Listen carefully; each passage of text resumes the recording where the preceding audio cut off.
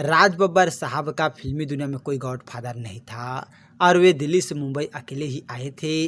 और जब जावेद और सलीम ने उन्हें एनएसडी में एक प्ले में एक्ट करते हुए देख लिया था तो उन्हें मुंबई बुला लिया गया था। और राज बब्बर साहब ने बताया था कि उनकी इंस्पिरेशन दारा सिंह थे और उनकी फिल्में देखकर ही राज बब्बर साहब ने फिल्मों में आने का मन बनाया था। और बाद में उन्होंने दिलीप कुमार साहब की फिल्में देखी तो वे और मोटिवेट हुए और फिल्मी दुनिया में एंट्री मारी। राज बब्बर साहब ने एक किस्सा बताया था जब सलीम खान और जावेद ने उन्हें अपनी लिखी स्क्रिप्ट में मेन हीरो का रोल दे डाला था, लेकिन बाद में कुछ ऐसा हुआ कि बीच में अमिताभ बच्चन साहब आ गए और रोल ले गए। और वो वक्त था जब सलीम जावेद की जोड़ी हिट थी और 70-80 के दशक में जावेद सलीम की लिखी हर फिल्म हिट हो रही थी। कहा जाता है कि सलीम जावेद उस वक्त अमिताभ बच्चन को ध्यान में रखकर अपनी स्क्रिप्ट लिखने लगे थे।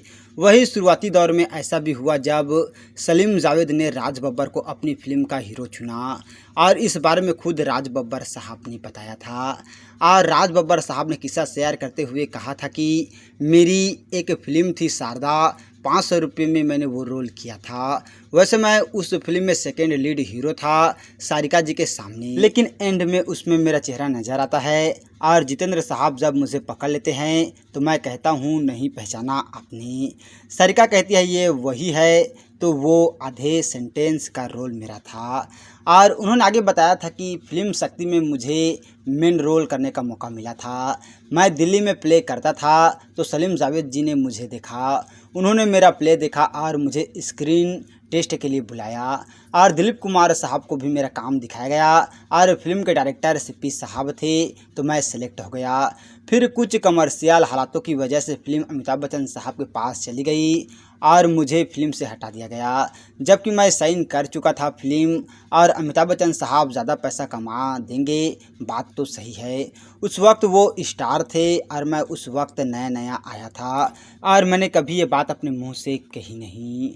और ऐसा ही एक बार और राज बब्बर के साथ हुआ जब फिल्म नमक हलाल बन रही थी, तभी भी उन्हें एक रोल फिल्म में ऑफर हुआ था। अमिताभ बच्चन साहब के अलावा शशि कपूर वाला किरदार राज बब्बर को मिला था और इस पर राज बब्बर साहब ने कहा था मेरे साथ ऐसे हादसे होते रहे हैं, मुझे जो मिलता था कोई और छीन कर ले जाया करता था।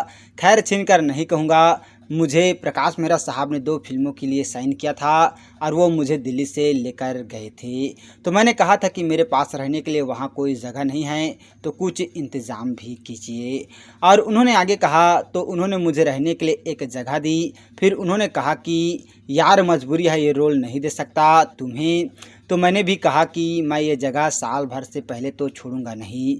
तो उन्होंने कहा कब छोड़ोगे? तो मैंने कहा 31 दिसंबर 1979 को छोड़ूंगा। और रोल ना सही साल भर के लिए उन्होंने मुझे घर दिया और वो कमरा ही था जिसकी वजह से मैं मुंबई में अपना घर बना सका। और फिर इसके बाद आप लोगों को पता ही है राज बब्बर साहब ने कितने सारे फिल्मों में काम किया और आप लोगों ने काफ़ी ज़्यादा पसंद किया। तो दोस्तों ये बहुत ही मज़ेदार किस्सा जो है वो आप लोगों को कैसा लगा एक बार हमें कमेंट करके ज़रूर बताइएगा।